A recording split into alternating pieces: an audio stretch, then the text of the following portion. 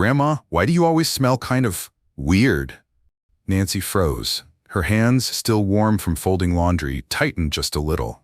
Her 7-year-old granddaughter had stepped back, nose wrinkled, eyes honest in that way only children can be.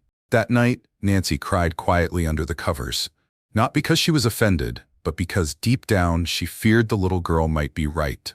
Nancy had always been clean. She bathed daily, used gentle soap, wore fresh clothes, even sprayed a bit of lavender each morning. But now, she couldn't help but wonder if others had noticed something and simply stayed polite. And maybe you felt it too. The open windows, the shorter hugs, the subtle shift in how people behave around you. Here's the truth, it's not your fault. And no, you don't need prescriptions. Just a few simple changes. No pills, no gimmicks, just a better morning, a closer hug, and a quiet kind of confidence returning. And in this very video, I'm going to show you how to get rid of the smell of aging. Let's get started right now. The hidden source nobody talks about. George Carter had always believed that staying clean meant staying respected. At 75, he still kept to a twice-a-day shower routine, folded his laundry with precision, and made sure his home always smelled like freshly brewed tea. But one afternoon, as his son brought a few friends over to watch a game, George overheard something that stayed with him like a stain that couldn't be washed out. One of the boys leaned in and whispered, "Man, that old guy's smell is strong." George didn't say a word, he just stood quietly in the hallway. And from that day on, he stopped coming out whenever company was over. What happened to George wasn't about neglect or laziness. He did everything he was taught to do. But like 99% of seniors, no one had ever told him the truth. That even when you stay clean, there's a natural shift in your body that can lead to an odor others notice, but rarely talk about. Here's the science. As we get older, our body changes in subtle ways. First, we sweat less. That sounds like a blessing, but it's actually the beginning of the problem. Sweat doesn't just cool us down, it helps remove waste from the body. When you don't sweat as much, those waste products stay on the skin, feeding the bacteria that create strong odors. The second change happens with our skin oils, known as sebum. In our younger years, sebum is balanced and relatively neutral. But around age 60, its composition shifts. It starts producing a compound called 2-nonenal, a name you've probably never heard, but one you've definitely smelled before. It's a type of oxidized fatty acid, and it's what gives off that sharp, musty scent often linked to aging. The third change is in the mouth. Saliva drops, sometimes by more than 50%, and saliva is crucial. It cleans the mouth, keeps acidity balanced, and washes away bacteria. Without enough of it, bad breath becomes persistent, no matter how often you brush. So even if you shower every day, brush your teeth twice, and wear fresh clothes, that distinct odor can remain. It's not about hygiene, it's about biology. But because no one ever says it out loud, we end up blaming ourselves. We try harder, use more soap, buy stronger deodorant. And when none of it works, we retreat, quietly, silently, sometimes even painfully. Linda knows that feeling. She's 70 now, a woman who once had a full house every Sunday. Her stories lit up the room. Her lasagna was famous across 3 generations. But lately, her daughter had started dropping off the grandkids and picking them up early. "They just get fussy around nap time," she'd say. Then one afternoon, Linda noticed her youngest grandson holding his nose. Not out of cruelty, just instinct. He didn't even know he was doing it. Linda smiled, but her heart sank. Later, she told her doctor, "I've always been clean. I don't understand." And that's when she learned something no one had told her before. She had never once scrubbed the one area where the smell was coming from. This isn't your fault. You've spent your whole life taking care of others. You've stayed clean, dignified, presentable. But now it's time to learn something new, something simple, something that changes everything. Because yes, there are 3 specific places where this odor starts. And when you wash them properly, just once a day, people stop stepping back. Hugs return. Conversations last longer. And you don't have to wonder anymore. Ready to hear which spots matter most? Let's talk about the first one, because chances are, no one's ever shown you before. The 3 overlooked spots to wash. Betty Davis thought she had done everything right. At 66, she still took pride in her appearance. She had her favorite lavender soap, a soft loofah, and a morning routine she'd followed for decades. "I've always been clean," she told herself. "This can't be me." But her grandson had stopped sitting close during movie night. Her daughter-in-law always cracked open the window. And one day, Betty overheard a phrase that left her frozen in the hallway. "Her house always has that old person smell." She didn't cry, she didn't argue, she just started showering more often. Changed brands of body wash, sprayed perfume into the air, but nothing worked. She was about to give up until her doctor asked her a simple question. "Betty, are you washing the folds?" She blinked. The folds? Yes, the places that trap the most bacteria, where sweat, oils, and dead skin collect quietly, without a sound, and no one ever taught us to clean them properly. It turned out 90% of what we call old age smell doesn't come from the whole body. It comes from 3 specific zones that most people miss entirely. Not out of laziness, but because we were never shown how. The first is the skin folds. The neck, behind the ears, under the arms, under the breasts, in the groin, behind the knees, inside the elbows. These creases are warm, moist, and hidden, perfect places for bacteria to grow.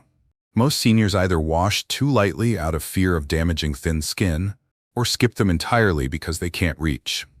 Betty had never scrubbed behind her knees in years. "I thought rinsing was enough," she said, but it wasn't. Her doctor gave her a soft cloth and a tip. Use warm, not hot water, gentle circular motions, and pat dry after. Within a week, she noticed something different. Her grandson curled up beside her again. "Grandma, you smell like flowers," he said. She smiled, but didn't say a word. The second zone is hairy areas. The scalp, the chest, the underarms. Hair traps sebum and sweat, especially in warm climates or under layers of clothing.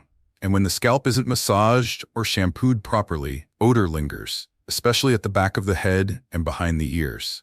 Tom Harris, 62, used to wonder why his pillows smelled even after washing. "Turns out," he said, "I wasn't really cleaning my scalp.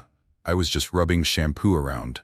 He started taking 30 extra seconds to massage his scalp with his fingertips, especially around the crown and neck. Within days, the difference was clear, not just to him, but to everyone around him. The third is sweaty zones, the feet, the palms, and especially the areas between the toes. These places have the highest concentration of sweat glands, and when the skin stays moist, inside socks, shoes, or slippers, bacteria thrives. John Miller, 68, said his daughter-in-law used to light scented candles every time she visited. "I thought she liked candles," he joked, "but it was my feet." His doctor gave him a trick. After every shower, scrub between the toes, dry thoroughly, and rotate socks and shoes. Cotton socks only. Within a week, the candles stopped showing up. So yes, Betty thought her body was clean. But she had never once focused on the folds, the scalp, or the feet. And now her hugs last longer. Her grandson doesn't lean away anymore, and for the first time in years, she feels like herself again. If you've ever stood in the shower and wondered, "What else can I do?" This is it. These are the spots that matter. You don't need stronger soap. You don't need a new deodorant. Just the right focus and a soft cloth. Gently scrub these 3 spots every day for 1 week, and notice what happens. The silence around you might start to fade. But washing alone isn't enough, because what you put inside your body can either fuel the problem or erase it entirely. Food that fights the smell from within. Paul King had always believed that garlic was the problem. Every time he chopped it for his morning eggs, he could feel the smell clinging to his fingers. His granddaughter once told him, wrinkling her nose, "Grandpa, you smell like spaghetti sauce." He laughed it off, but over time he started using less and less, hoping it would help. The funny thing? It didn't. Even after cutting back on all the smelly foods, the odor still followed him. Subtle, but always there. Until one visit to his doctor flipped everything upside down. "Paul," the doctor said, "garlic isn't the issue. In fact, it might be part of the solution." The truth is, while some foods leave a temporary scent on your breath or skin, others quietly fight the real cause of aging odor from the inside out. That sharp, musty smell that many seniors carry comes largely from a compound called 2-nonenal, an oxidized fat that builds up with age. And guess what helps your body break it down? Antioxidants. Not pills, not supplements, just real foods. Simple, natural, available in every grocery store. Garlic, despite its reputation, contains a compound called allicin, which doesn't just fight bacteria, it neutralizes oxidation. Paul didn't know that, but after adding 2 small cloves to his meals daily, something changed. Not overnight, but quietly. 3 weeks in, his daughter lingered longer during visits. A month later, his granddaughter hugged him without hesitation.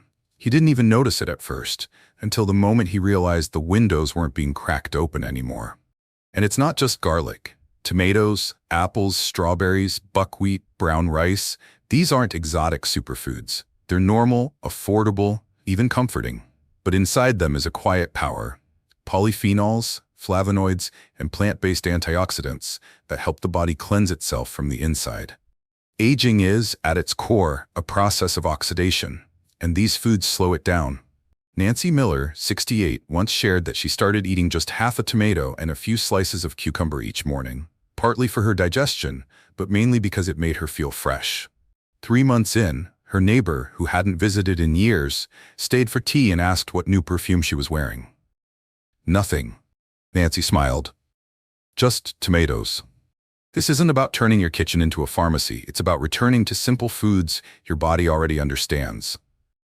1 apple, 1 tomato, a little garlic, no prescriptions needed, and the body begins to balance itself in ways that no scented spray can compete with. If you've ever stood in the kitchen wondering whether changing your food would make any difference at this stage in life, just try. Not to impress anyone, but to feel like yourself again. To sit at the table and notice that people don't pull away. They lean in. They stay longer. They smile more. Start small. Add 1 red fruit, 1 fresh vegetable, and 1 clove of garlic to your day. Give it 3 weeks, and see what changes, not just around you, but inside you. But food is only half the story. What we drink, especially in the first 30 minutes after waking up, can change the way our bodies carry scent for the rest of the day. The morning habit that changes everything. Margaret Adams never used to drink water in the morning. She'd wake up, sit quietly on the edge of her bed, and tell herself she wasn't thirsty. Coffee came first, always had. A strong, dark cup with just a little cream. It felt like home, like routine, like comfort. But over time, she started to notice something odd. Her mouth felt dry even before the first sip. Her skin lost that soft glow it once had. And no matter how many times she showered or changed clothes, there was still a faint, lingering smell. It wasn't strong, but it was there, and it made her feel off, like her body was holding something in it didn't want to carry.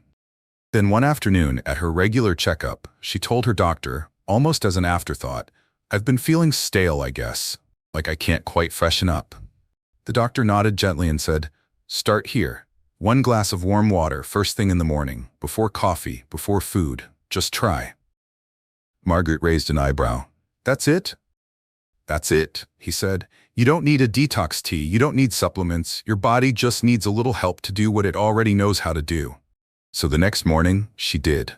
Slowly, reluctantly, the water felt bland, almost pointless, but something about it made her feel lighter. The next day, she did it again, and the next. By the end of the first week, her skin no longer felt so dry. Her mouth stayed fresher longer. By the 3rd week, her daughter commented, "Mom, you look brighter. Are you using a new lotion?" Margaret smiled and shook her head. "Just water." What most people don't realize is that warm water acts like a gentle broom. It flushes out the toxins your body accumulates overnight, especially as we age and our systems slow down. Without enough hydration, those waste products stay trapped longer, slowly seeping into your skin and breath. But with water, especially in the morning, you give your body a clean start. Think of it as opening the windows inside yourself before the day begins. Margaret now drinks 6 glasses of water each day, 1 as soon as she wakes up, 1 before and after lunch, 1 mid-afternoon, 1 before dinner, and 1 before bed. She still enjoys her coffee, but now she balances it. "If I drink a cup," she says, "I follow it with a glass of water." Simple as that. She doesn't think about odor anymore. She doesn't worry about visitors noticing anything strange. She just feels at ease, like her body is doing what it's meant to do. This habit costs nothing. It doesn't require a schedule, a coach, or a product. Just awareness, just intention, and a little patience in those first quiet minutes after waking up. Tomorrow morning, before anything else, drink 1 glass of warm water. Do it for 7 days. You might be surprised at what your body lets go of. And when that water flows through your system, gently clearing the way, you'll start to notice that movement, even the smallest kind, becomes a little easier. And with it, your body begins to breathe again. The gentle routine for movement and skin. Frank Wilson used to sit by the window every morning, staring at the sidewalk like it was a distant memory. His legs had stiffened over the years. His balance wasn't what it used to be, and even the thought of walking to the mailbox made him nervous. "I'm too old for all that now," he'd say to himself. But deep down, it wasn't just about his legs. It was the way his daughter always opened the windows when she came over. How his grandson preferred to wave from the porch instead of stepping inside. He had started to feel like the air around him was heavy, and he couldn't figure out why. Until one visit, his doctor asked, "Frank, when was the last time you walked in the sun?" Frank gave a tired smile. "What's the sun got to do with smell?" The doctor leaned forward and said, "More than you think." What no one tells us is that movement and sunlight are 2 of the simplest ways to help the skin do its job. A short, gentle walk, 10, maybe 20 minutes, is often enough to stir the circulation, open the pores, and release what's been building up inside. And the sun, when it's soft and low in the sky, doesn't just warm the skin, it kills the bacteria that live on its surface. Together, they do what expensive products can't. They restore balance, quietly, from the outside in. Frank didn't believe it at first, but the next morning, just after sunrise, he shuffled out to the end of his driveway. He stood in the light, breathed slowly, and walked for 5 minutes, then 10, then 15. After a few days, something shifted. His skin felt cooler. His clothes didn't hold that same heavy scent. And when his daughter came by the following week, she walked straight inside and hugged him without hesitation. But walking alone isn't enough. The way we bathe, especially in older age, can either help or harm the skin's natural defenses. Hot showers feel soothing, but that they strip away the skin's protective oils, making odor worse. The real magic lies in warm water, around 100 to 104 degrees Fahrenheit. Not too hot, just enough to loosen the dirt and relax the muscles. A short shower every day, paired with a 20-minute soak once a week, can work wonders. Frank tried it.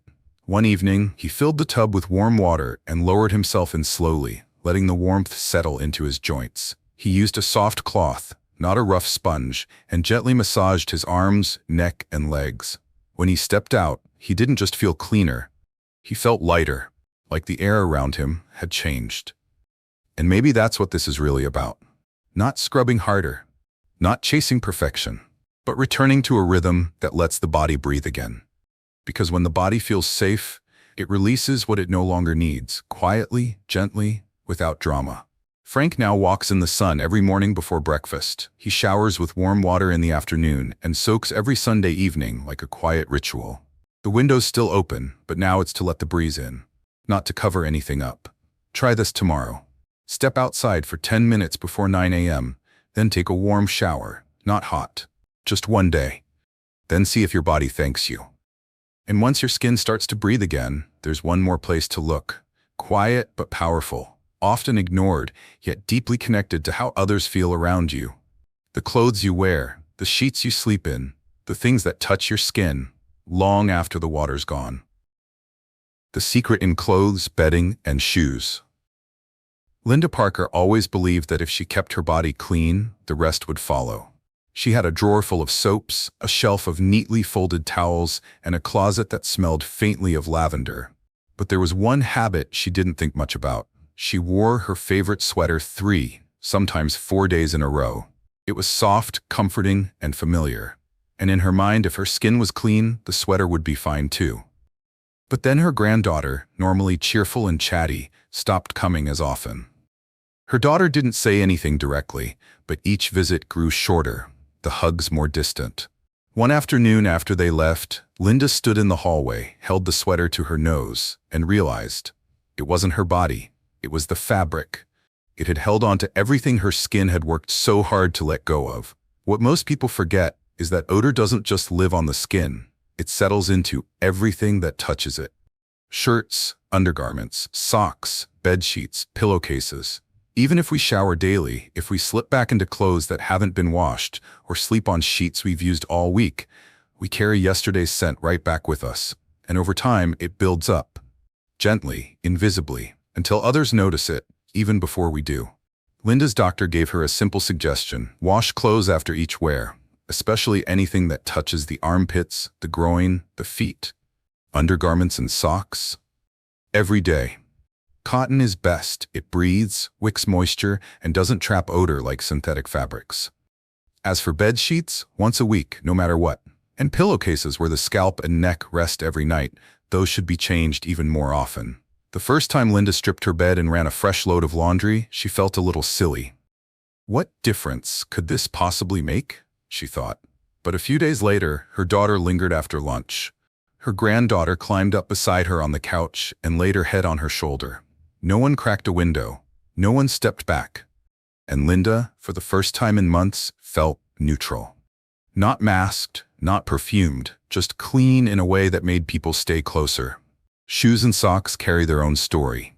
Feet sweat more than almost any other part of the body, and when that moisture stays trapped in tight shoes or damp socks, bacteria flourish. Linda learned to rotate her shoes, giving each pair a full day to air out before wearing them again. She sprinkled a little baking soda at night, an old trick her grandmother used. And most importantly, she made sure her socks were dry, cotton, and never worn 2 days in a row. None of this was dramatic. It wasn't expensive. It didn't require a routine change, just a mindset shift. Because the truth is, your body does the hard work. But if the things around you keep bringing the smell back, you end up stuck in a loop you can't escape until you break it. Tonight, before bed, change your pillowcase. Tomorrow, wear freshly washed clothes from head to toe. It's a quiet experiment with powerful results. And now that the clothes, the bedding, and even the shoes are working with your body, not against it, there's just one last place that needs your attention. It's small, it's inside your mouth, but it speaks louder than almost anything else. Clean mouth, quiet confidence. Robert Jenkins used to love making people laugh. He had a way with stories, the timing, the pauses, the little quirks in his voice that always made the grandkids giggle. But lately, he found himself holding back. At family dinners, he'd chew quietly, smile more than speak, and when someone leaned in close, he'd instinctively turn his face slightly away. It wasn't the stories that had changed. It was his confidence. Because Robert had begun to notice something he didn't want to name. A dry, sour taste in his mouth. And a growing fear that maybe others noticed it too. He brushed his teeth every morning and night, used mouthwash, chewed the occasional mint, but it didn't seem to help. The dry mouth persisted.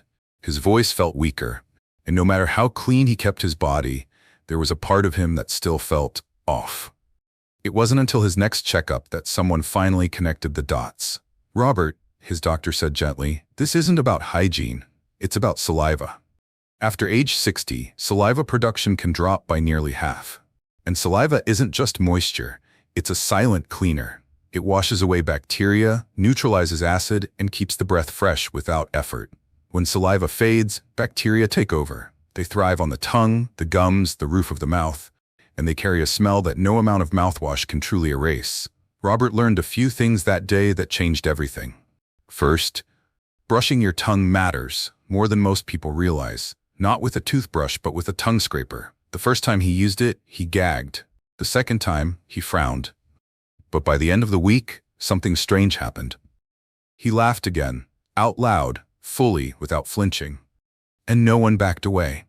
He also began chewing sugar-free gum, the kind with xylitol, which helps stimulate saliva naturally. 10 minutes after each meal. That small habit made him feel hydrated, cleaner, more present. He even swapped out some of his coffee for warm water or barley tea, something easier on his mouth and gentler on his breath. This wasn't about becoming someone new. It was about returning to who he was, before silence took over. Now, when Robert speaks, people lean in again. His granddaughter laughs at his stories. His daughter no longer cuts visits short. And he no longer ends his sentences early out of fear. Because sometimes the smallest smell comes from the smallest space. But when you clean it with care, what returns isn't just freshness, it's freedom. The freedom to speak, to laugh, to sing in the hallway when no one's listening, to feel like yourself again. Tomorrow morning, after brushing, try scraping your tongue gently. Then notice if your breath feels calmer and if your voice carries a little more ease. And now that your body is clearer, your skin is breathing, your mouth is clean, there's just one final layer to uncover. It's not about your body at all. It's about what surrounds it, even when you're asleep. Margaret didn't expect the hugs to return. That wasn't her goal. All she wanted was to sit at the dinner table without feeling like she needed to apologize for something she couldn't even see. But that evening, as the sun dipped behind the trees and her living room glowed in soft orange light, her granddaughter curled up beside her on the couch, rested her head gently on Margaret's shoulder, and whispered, "Grandma, you smell like sunshine." It wasn't a grand moment. It wasn't rehearsed. It was simple, small, and breathtakingly real. And in that quiet space, Margaret realized something had shifted. Not just in her scent, but in her presence. 6 months earlier, she had felt invisible in her own home. She avoided hugs, kept conversations short, and opened windows before anyone visited, not for fresh air, but to hide what she feared others could smell. But now, she drinks warm water every morning before her coffee. She scrubs the 3 forgotten spots in the shower. She rotates her clothes and bedding, adds apples and tomatoes to her meals, scrapes her tongue each night, and walks slowly in the morning light. Nothing extreme. No prescriptions. Just small, loving actions, done daily without fanfare. And what she gained wasn't just freshness, it was closeness, warmth, laughter that lingered, grandchildren who stayed longer, family that leaned in instead of pulling away. Most of all, she regained a sense of dignity that no soap or scent could give her. Not because she tried harder, but because finally she understood what her body needed and how to care for it with kindness. If any part of Margaret's story felt familiar, if you've ever stood quietly in the bathroom, wondering what more you could do, or if you've ever caught a glance, subtle but sharp, and it stayed with you longer than it should have, then this space is for you too. You're not alone in this. You never were. Type 1 if you've ever felt unsure about how others perceive your scent. Type 2 if you've done your best, but still felt something was missing. Type 3 if you believe it's time we talk about this, openly, without shame. I read every comment, because sometimes the next story we share might be yours. And someone else out there might be waiting to see they're not alone. You can save this video, just in case you need it someday. And if this felt like it spoke to you, the next one might too. You can watch it just below.